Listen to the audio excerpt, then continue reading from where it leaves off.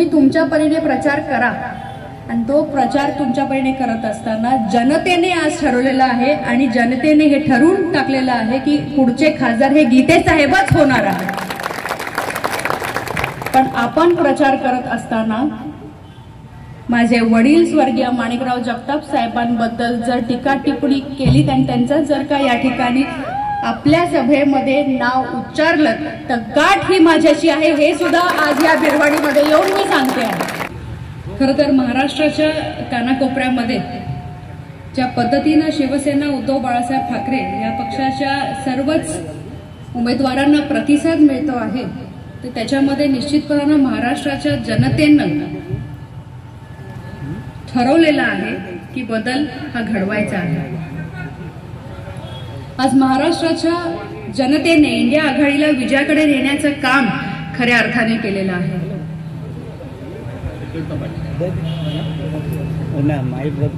आपले जे उमेदवार आहेत आदरणीय गीते साहेब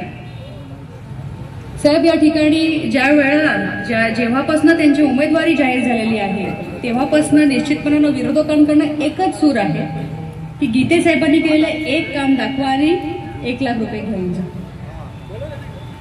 ह्या मतदारसंघामध्ये ते 6 वेळा खासदार म्हणून निवडून आलेले आहेत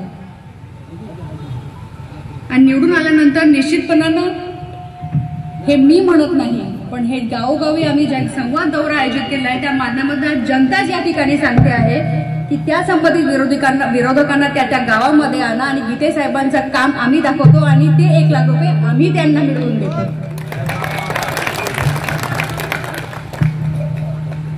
आज खऱ्या अर्थाने आपण जर का पाहिलं तर महाराष्ट्रामध्ये सर्वांना एकत्र या ठिकाणी घेऊन जाण्याची जी भूमिका आहे ती आदरणीय उद्धव साहेबांनी या ठिकाणी घेतलेली आहे आणि सातत्याने त्यांनी सर्व स्तरावरती सर्व समाजाच्या लोकांना या ठिकाणी एकत्रित करून त्यांचे प्रश्न सोडवण्याचं काम खऱ्या अर्थाने केलेलं आहे।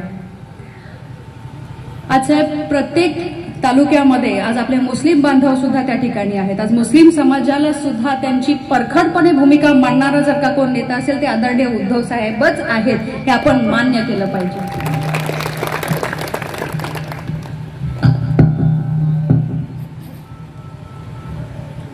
आज लोकसभेला सामोरे जात असताना निश्चितपणाने आपल्या सगळ्यांसाठी ही निवडणूक अत्यंत महत्त्वाची आहे। एक ऐतिहासिक निवडणूक म्हणून आपण ह्या निवडणुकीकडे पाहतो आहोत आणि ती ऐतिहासिक का आहे तर आज आपला देश धोक्यात आहे, आपलं संविधान धोक्यात आहे, आपली लोकशाही धोक्यात आहे आणि जर का आपल्याला सगळ्यांना हे मोडून काढायचं असेल तर निश्चितपणाने इंडिया आघाडीचे उमेदवार आदरणीय गीते साहेबांना आपल्याला निवडून आणायलाच पाहिजे आणि म्हणून आपण सगळ्यांनी हा निर्धार हा निश्चय करायला पाहिजे आणि आपण सगळ्यांनी केलेला आहे ना।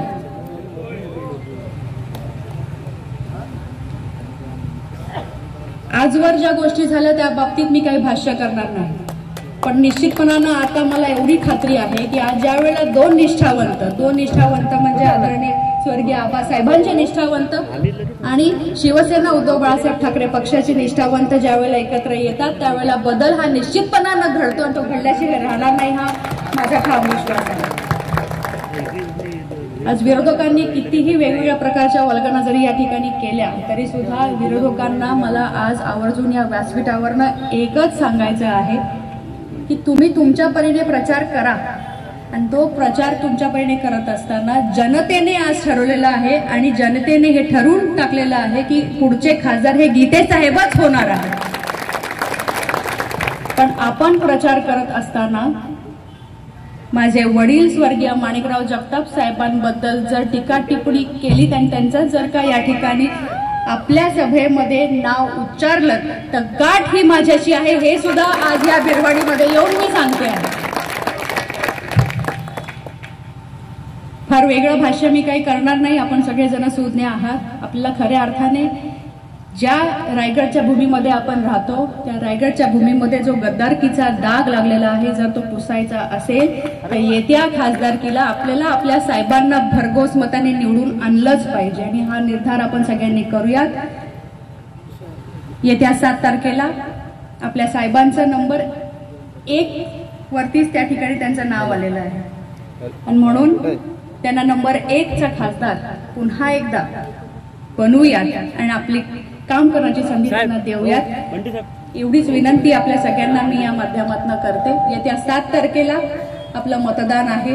मशाल हे आपलं चिन्ह आहे आणि त्या चिन्हासमोरचं बटन दाबून आदरणीय गीते साहेबांना भरघोस मतांनी निवडून द्या एवढंच सांगते आणि थांबते। जय हिंद, जय महाराष्ट्र।